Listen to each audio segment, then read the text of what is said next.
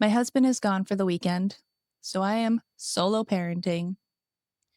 But naturally, I still have like 400 items on my to do list. And I realized that there's something that I have as a coach that maybe you don't have in your wheelhouse. And that is the ability to prioritize, to know what to do when you can't do everything.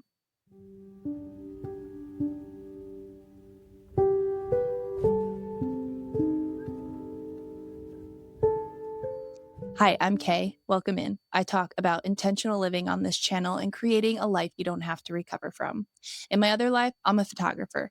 My other life, I'm a mom of two toddlers. My other life, I'm a habit and accountability coach. I'm happy to have you here.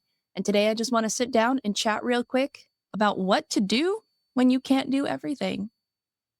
So obviously, everything feels important and it might all be important, but you might have a week where you are low capacity or your capacity changes because, like me, I lost my husband. Well, I didn't lose my husband. Or, like me, I lost my husband's help because he's on a bachelor trip enjoying himself with his friends. In that moment, I have to decide, what do I have the time and the energy and the capacity for? And I need to sort through my priorities and not only choose the most important one, but also be very particular, very detailed about when I'm going to get something done. Now, I don't often believe in strict routines and rigid, strict schedules, but when you don't have the capacity to do everything on your list, sometimes you do need to dial in a little bit. I believe in treating your life with a lot of grace, yourself and your routines and your habits. But I do know that there is time where we have to dig in with a little bit of grit. And this is one of those times. Now, I have an entire capacity audit that goes into this. You can grab it for free if you need help planning a realistic week. But today, I'm just going to give you a real life example of how I have to run through that sometimes in my own life. So without my husband, I now have to do all the middle of the night wakings. I have to get up early with the kids. I have to do the entire day with the kids. And then I have to get dinner ready. Then I have to clean up dinner. Then I have to also do bath time. And then I have to do bedtime while also fitting in my habits and goals and routines and my work. But that's a little bit difficult because when my husband is here, he usually puts my son back to bed at night. On the weekends, he wakes up early with my son so that I can sleep in a little bit. And he also helps with bath time so that I can usually hop on my walking pad or do my strength training. And then for bedtime, he is helping put my son to sleep while I am putting my daughter to sleep. Because something very important to note is that both of my children need assistance to go to sleep. They need someone holding their hands. So last night, that looked like bedtime happening at 10:30 because I was trying to put my son to sleep. My daughter kept coming in because she needed to check on me. Then she sat next to me and read her books. And then finally, she fell asleep on the floor of my son's room when he finally fell asleep. And then I transferred her to her bed. It is hard for me to be a solo parent with two children who emotionally and physically depend on my presence. And typically, my husband can help me carry that load, and he does fantastically. So when he's gone, I know that I have to be realistic that my capacity is being cut. I am not able to do everything. And that is where my experience in routines and habits and working with others comes into play. Always in the back of my mind that if I don't have the capacity, I can plan a realistic week and still be able to get things done. So, how do you do that? You take the things that matter most and put them at the top. Then you take the things that are nice to haves and you try to find a space for them. You try to put them into this dialed in, a little bit of grit schedule that I mentioned. And then you have a plan B for if everything goes wrong. So obviously, last night I did not enjoy the fact that bedtime didn't happen until 10:30 because typically we put them to sleep and then I work at my desk from 9 to 11. Instead, I had to work at my desk from 11 to 2. Then I went to bed, and then my son woke up at 5:30 this morning, and daddy wasn't here. So I had to wake up with him. That means that my energy levels are not at the place that they could be on a typical normal weekend.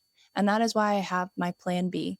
I had to create a realistic weekend schedule and plan for me. I was up really late working last night because I shot a wedding last weekend and their sneak peek is due this weekend. And it's one of those things where the deadline creeps up and all of a sudden it's overlapping with my husband being gone. And I just have to kind of deal with it. And that becomes a rock, a boulder, a deadline that I have to include. That was my top priority. Get it done. So, what does that mean? Had to move my strength training yesterday because both of my children were very much missing daddy. So, when I was supposed to get stuff done, I couldn't. I tried 3 different movies, I tried different shows, I tried different snacks, and they did not want to be away from my side because they did not want to be sitting on the couch alone. And I get that. That's their prerogative. They're 5 and 3. They're allowed to miss daddy and want mommy close by. So I couldn't go into the basement and do my workout. And I'm okay with that. It's one day. I did Mondays, I did Wednesdays, and I had to miss Fridays. But I can tell myself this could potentially move if I move it to Saturday or Sunday. Obviously, as I told you, last night's sleep was pretty much trash, so I am not doing it today. But tonight's sleep, it might be better. And tomorrow, I can potentially fill in a workout that I missed. And if I don't, I don't. And that is the most important thing. When you can't do everything, you have to look at it as just because I said not this weekend doesn't mean I'm failing. It doesn't mean I'm giving up. It doesn't mean I'm throwing my plan out the window. I've been living the 6-week shift and I'm in the end of week 5, and I'm not going to see this as a collapse of my plan. And you shouldn't either. Just because a week or a weekend has to change, just because it becomes a lower capacity week, does not mean it is a failure of a week. That's why we schedule realistic weeks, because I have this list of like 400 items that I want to get done. These exciting things that I'm in the middle of, like building a course and recording videos for that. I'm working on YouTube and I have client work. But also, this wedding moved to that top priority spot. I knew my husband was leaving, so it's not like this weekend snuck up on me, but it also kind of did because I wasn't thinking I'd have so many deadlines right when he left, and that's okay. The crux of the matter is a plan that can bend, to me, is actually more impressive than a plan that you complete perfectly. Because I went into this weekend knowing my husband wouldn't be here, knowing my kids would probably need me more, knowing that I probably was going to get less sleep. And at the end of the weekend, whatever I got done is going to be okay, as long as I stick to that top main priority, which is delivering the sneak peek, which I'm getting right back to after this video, and then letting other things move and shift and flow as needed. So again, just to recap, what do you do when you can't do everything because your capacity has changed? Well, ideally, you have built a realistic weekly plan. And we're going to look at that quickly and we're going to choose our top priority, whether it's for the weekend or for the week. And we're going to say, this is my enough line. If I only get this done, I did enough this weekend. And then, number 2, we are going to look at everything else as a nice to have.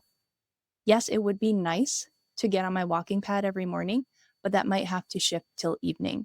Yes, it would be nice to do all 3 of my strength training workouts in one week, but if Friday has to maybe move to Sunday, then that's fine. And if I don't get it done, that's also okay. And number 3, we are setting up a plan B. What is the minimum viable output for the things that you need to do?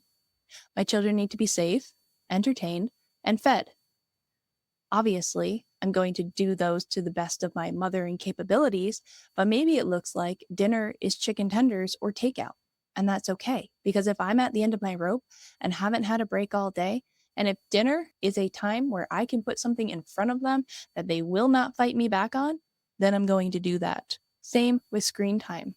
If I need a minute because I just did a very long week with them and now I'm doing the weekend alone and he's coming home Sunday night and we're hopping right back into a normal work week, then I can put them in front of a movie or in front of a show just so I can take the 10 minutes on my walking pad and I tell them I just need 10 minutes.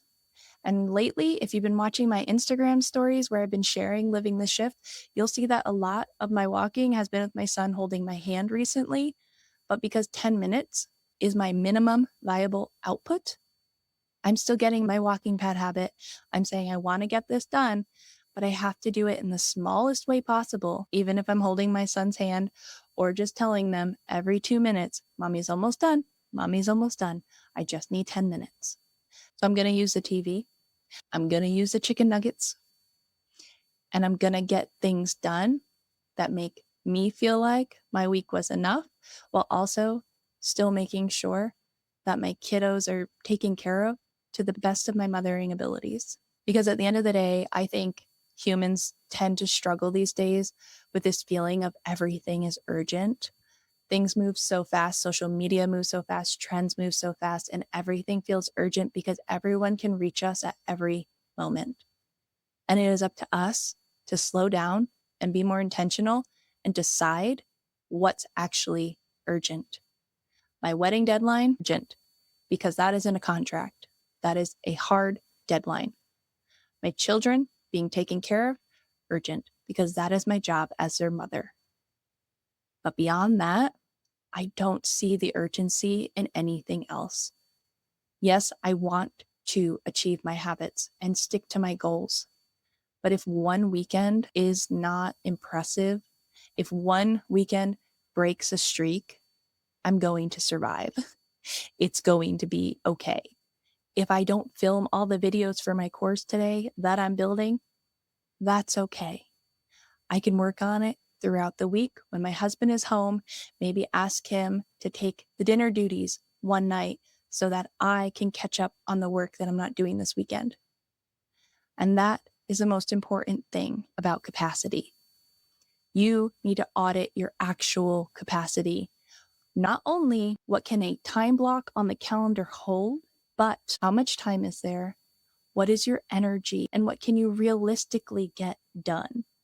If you need help with this, I'm going to link you to a free capacity audit with a realistic weekly plan builder inside of it.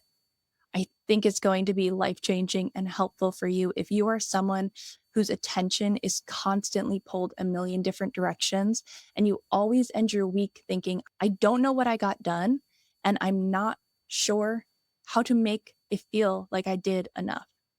I hope this is helpful for you. Like I said, I am just in the middle of it right now. And so I wanted to hit record, sit down and chat with you. This might not have been perfect, might not have been as cohesive and outlined as some of my other videos because I didn't sit and script out my ideas.